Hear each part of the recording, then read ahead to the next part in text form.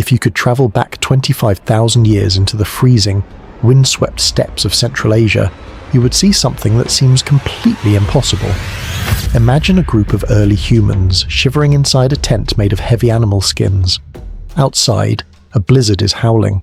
Survival is a daily brutal gamble. Yet inside the dark tent, nobody's panicking.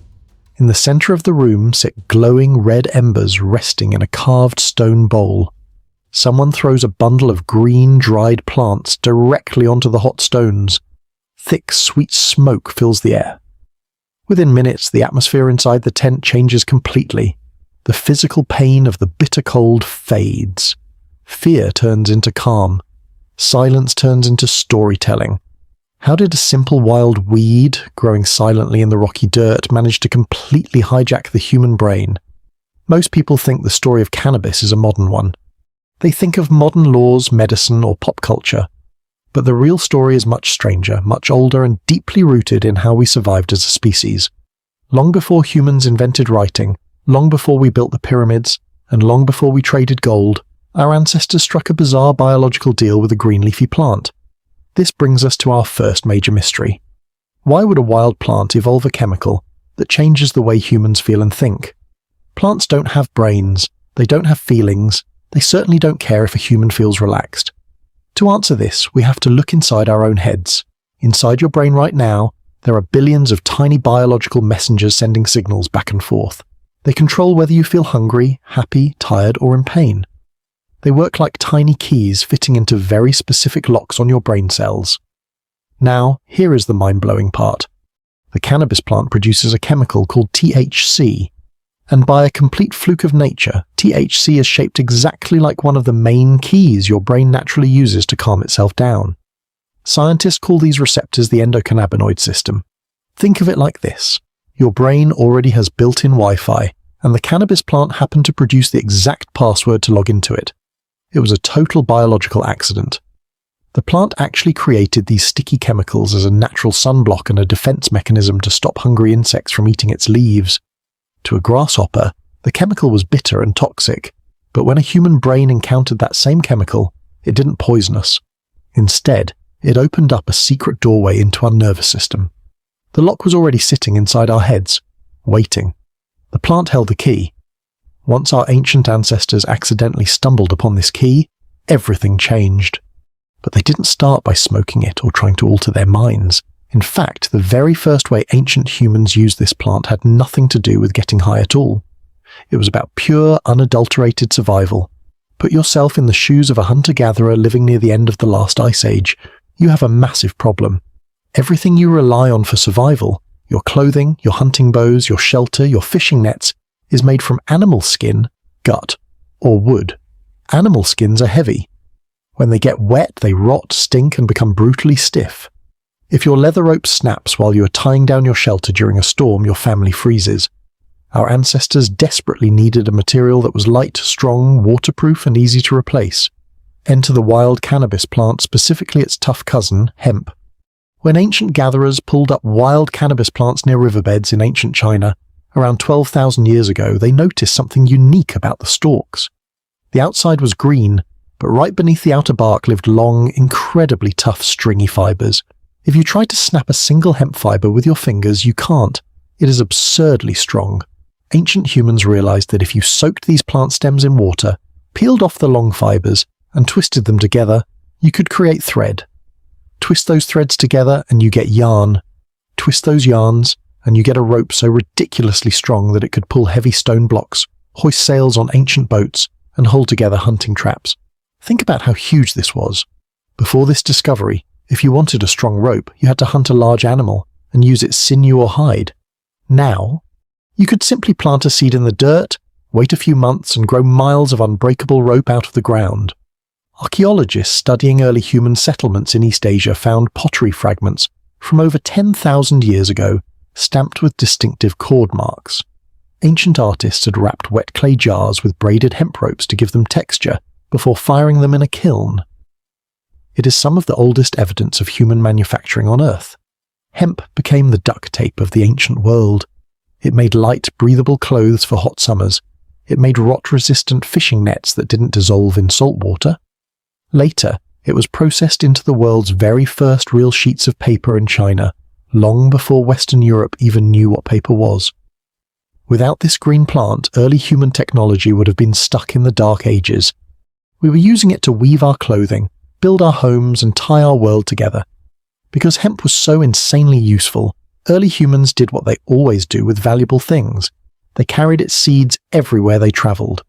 Whenever a tribe migrated across mountains or rivers, they kept a small pouch of these tiny brown seeds close to their chest. They planted it everywhere they settled. The plant spread from Asia into Europe, Africa, and beyond. However, as humans spent thousands of years planting, harvesting, and living alongside this crop, they noticed something strange. Not all plants in the field were the same. Some plants grew tall, skinny, and fibrous, perfect for making ropes. But other plants grew shorter, bushier, and covered in sticky aromatic resins. And when those sticky plants met fire, a completely different chapter of human history began. Picture the Eurasian steppe around 3000 BCE. This vast, flat ocean of grass stretched for thousands of miles across modern-day Ukraine, Russia, and Kazakhstan. Living on these plains was a terrifying, mysterious group of nomadic horse riders known as the Scythians. The Scythians were legends of the ancient world. They were among the very first people to master horseback riding in battle. They fought with terrifying speed, shooting arrows with deadly accuracy while galloping at full speed. Greek historians wrote about them with a mix of awe and absolute horror. Because they lived on horseback, constantly moving across freezing grasslands, they didn't build permanent cities, stone temples, or massive monuments. When a great chieftain or warrior died out on the open plains, they couldn't bury them in a town cemetery. Instead, they built massive dirt mounds called kurgans. Inside these wooden underground chambers, they buried their fallen leaders alongside their horses, golden armor, weapons, and mysterious bronze braziers filled with charred stones. For centuries, modern historians read ancient Greek accounts about the Scythians and assumed the stories were exaggerated myths. The famous Greek historian Herodotus wrote a detail about Scythian funerals that sounded almost too bizarre to be true. He claimed that after burying a warrior, the Scythians would set up a small tripod tent made of wooden poles and wool felt. Inside the closed tent, they would place glowing red-hot stones into a bowl and throw mysterious seeds and flowers onto them. Herodotus wrote, "The Scythians take the seed of this hemp and creep under the felt coverings. Then they throw the seed upon the red-hot stones. It smokes protestingly, giving off such a vapour that no Greek steam bath could surpass it. The Scythians, delighted, shout for joy." For over 2,000 years, scholars brushed this story off as ancient gossip, a historian making up campfire stories, until the late 20th century, when archaeologists opened a frozen Scythian grave high in the Altai Mountains near the border of Russia and Mongolia. Deep inside the permafrost, protected by ice for over 2,400 years, they found the perfectly preserved wooden poles, the leather tents, the bronze burners, and the actual charred plant remains. Scientists rushed the ancient black residue to a laboratory to test its chemical footprint. The tests came back clear. The residue was loaded with high concentrations of burnt THC. Herodotus hadn't been lying. Thousands of years ago, on the freezing Eurasian plains, nomadic warriors were constructing tiny portable steam rooms designed specifically to inhale cannabis smoke during morning rituals. Why would brutal, battle-hardened warriors do this? Think about the psychological reality of being an ancient warrior. You live in a world without hospitals, without painkillers, and without therapy. You have seen your friends die in violent battles. You carry deep physical scars from sword wounds and broken bones, along with invisible psychological trauma. When these warriors gathered in a dark, warm tent after a loss, the smoke did something critical. It dulled physical pain. It eased trauma. It created a shared spiritual bond among the survivors, convincing them that they were communicating directly with the spirits of their ancestors. It was ancient group therapy disguised as a religious ritual. The Scythians weren't the only ones. Far to the east, in the high, windswept Pamir Mountains of western China, archaeologists made an even more shocking discovery at the Jizankel Cemetery, dating back 2,500 years. There, they uncovered wooden braziers used in funeral rites. When scientists analysed the wood, they found that the burnt cannabis inside had a much higher level of mind-altering THC the normal wild hemp. This revealed something monumental. Ancient humans weren't just picking random weeds out of the dirt anymore. They had learned to look for specific potent plants. They were intentionally selecting and cultivating stronger strains for spiritual and emotional ceremonies. Humanity had cracked the code. We had figured out how to use the plant not just to tie our physical world together, but to alter our internal emotional world. As human societies grew larger and settled into massive empires, like Imperial China, Vedic India, and ancient Egypt, the way we used cannabis shifted again. It moved out of the wild tribal tents and straight into the world's very first medical books. Imagine living in ancient China 4,000 years ago. There are no pharmacies, no synthetic pills, and no antibiotics. If you break your arm, get a fever, or suffer from chronic joint pain, your local doctor couldn't prescribe modern medicine. Their only option was to look at nature's living library, plants. The legendary Chinese emperor Shennong, often called the father of Chinese agriculture and medicine, is said to have tested hundreds of wild herbs on himself to figure out what they did to the human body. According to ancient texts, Shennong classified cannabis, which they called ma, as one of the most fundamental medicinal plants in existence. The Chinese doctors noticed something brilliant. They saw that the plant had two distinct sides. The seeds were packed with healthy fats and proteins, making them a rich food source during harsh winters. But the flowers and leaves had a unique ability to numb pain, reduce inflammation, and calm muscle spasms. Around 200 CE, a legendary Chinese surgeon named Hua Tuo performed something that sounds almost modern: complex surgery using anesthesia. Without modern drugs, how do you perform surgery on a patient without them dying of shock from the pain? Hua Tuo created a magical potion called mephasin. He ground up cannabis plants, mixed them with wine and other herbs, and had his patients drink it before surgery. The mixture knocked the patients unconscious or rendered them completely numb, allowing Hua Tuo to perform incisions and bone surgeries while the patient felt no pain. It was one of the earliest recorded uses of anesthesia in human history. Meanwhile, across the Himalayas in India, cannabis took on an entirely different cultural role. In ancient Indian texts like the Atharva Veda, written over 3,000 years ago, cannabis was listed as one of the 5 sacred plants of the universe. It was believed to bring joy, release anxiety, and grant freedom from fear. Instead of burning it in closed tents, they developed a drink called bhang. They crushed the leaves and flowers into a paste using a mortar and stone, then mixed it with milk, nuts, honey, and spices like cardamom and ginger. During hot summer festivals, people drank bhang to cool down, celebrate religious holidays, and relieve the physical strain of hard agricultural labor. It became deeply integrated into everyday life, spiritual worship, and traditional Ayurvedic medicine. In ancient Egypt, doctors wrote down their medical secrets on long scrolls of papyrus paper. On the famous Ebers papyrus, written around 1500 BCE, archaeologists found recipes using cannabis to treat eye inflammation, relieve pain during childbirth, and soothe burn wounds. Egyptian women even used herbal ointments containing the plant to ease severe menstrual cramps. Across every major ancient civilization, a pattern emerged. In China, it was a practical medicine and the foundation of paper and clothing. In India, it was a sacred spiritual drink and a tool for relaxation. In Egypt, it was a targeted topical medicine for inflammation and pain. On the steppes, it was a sacred smoke that bound warrior tribes together. Humans thousands of miles apart who had never met each other and spoke entirely different languages had all independently looked at the same green weed and drawn the exact same conclusion. This plant is a biological Swiss Army knife. If this plant was so insanely useful, if it built our ropes, made our paper, dressed our ancestors, numbed our surgical pain, and calmed our anxiety, why did the modern world suddenly turn its back on it? Why did something so foundational to human history suddenly become taboo, illegal, and feared in the 20th century? To understand this dramatic plot twist, we have to look at how the world changed during the Industrial Revolution. For thousands of years, harvesting hemp was done entirely by hand. Human workers had to manually cut the tough stalks, soak them in water for weeks, and break open the wooden cores by hand to pull out the fibers.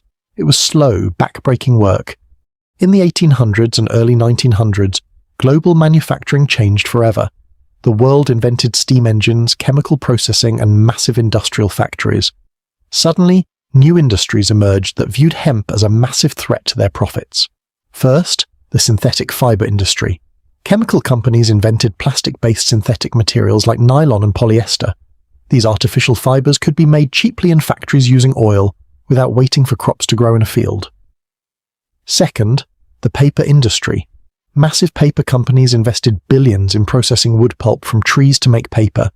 Hemp paper was actually stronger and required fewer harsh chemicals to produce, but wood pulp factories had already built giant monopolies. Third, the pharmaceutical industry. Chemical companies began synthesizing pure, isolated drugs in laboratories, like aspirin and lab-made pain pills. A plant growing freely in someone's backyard couldn't be easily patented or controlled by a single company. Because of these economic shifts, powerful industrial leaders and politicians began a massive campaign to push the plant out of global trade. They stopped calling it hemp or cannabis, names that people had trusted for centuries, and leaned heavily into new terms designed to make it sound unfamiliar, dangerous, and foreign. They ran sensationalized newspaper headlines claiming that the plant caused violence, madness, and criminal behavior.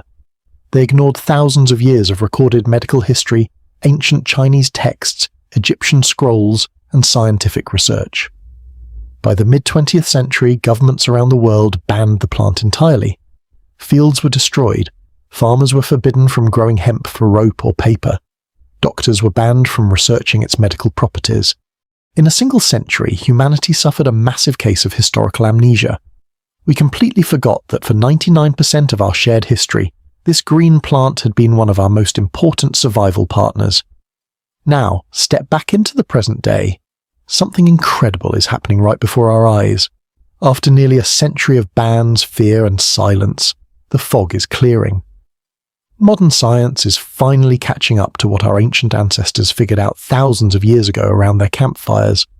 In advanced university laboratories, neuroscientists using high-tech MRI brain scanners are studying the exact same endocannabinoid system that our ancestors accidentally triggered in their Ice Age tents. Doctors are creating refined medicines from the plant to treat children with severe epilepsy, reducing seizures when no other drug works. Cancer patients use it to manage nausea and regain their appetite during chemotherapy. Scientists are researching how non-psychoactive compounds like CBD can protect brain cells and reduce chronic inflammation. At the same time, industrial engineers are rediscovering hemp as a secret weapon against climate change. Did you know that an acre of hemp absorbs dramatically more carbon dioxide from the atmosphere than an acre of trees, while growing in just 4 months? Engineers are now using compressed hemp fibers to create hempcrete, a lightweight, fireproof natural building block that insulates houses better than concrete. Car companies are using hemp composites to make lightweight body panels for electric cars. Textile designers are turning back to hemp clothes because they require a fraction of the water needed to grow cotton. The ancient world didn't use this plant because it was a trendy fad. They used it because it was a biological masterpiece. When you strip away the modern politics, the debates, and the headlines, you realize a profound truth about human history. We didn't just conquer the earth because we had sharp tools or big brains. We conquered it because we were brilliant at finding partners in the natural world.